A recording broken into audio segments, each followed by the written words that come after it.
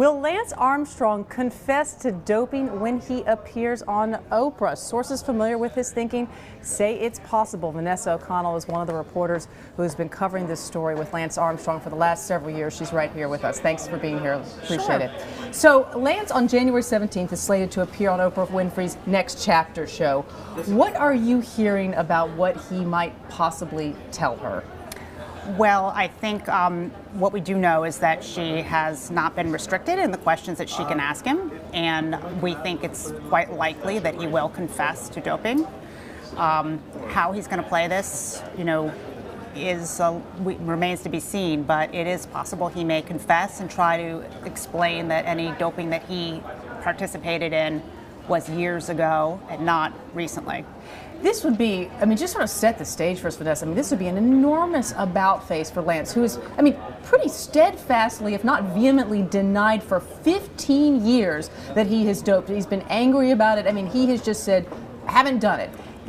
Why now? Is he just sort of realizing, who am I at this point in life? Like, I have nowhere to go if I don't rehab my image, if this indeed is what he's thinking of doing? Well, first of all, you're right that the denials have really been his narrative. His story for years has been that he has been victimized by drug testers. He's tested clean every time. He's been tested more than 500 times. So this is an about face.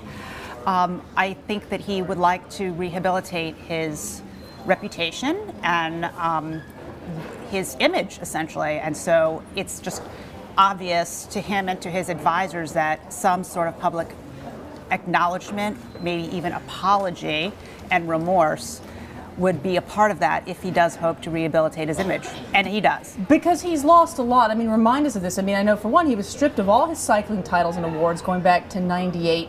And he can't participate anymore, right, in cycling, or most cycling or triathlon events? He's retired from cycling, and he has moved into triathlon. He has been stripped of his titles, so he's not going to regain those.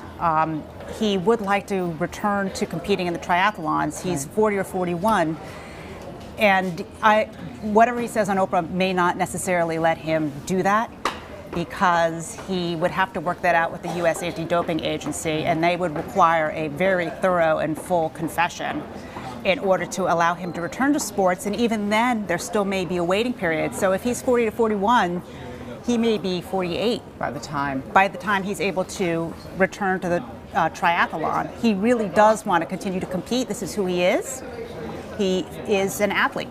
And what about his foundation? What about the potential impact on that?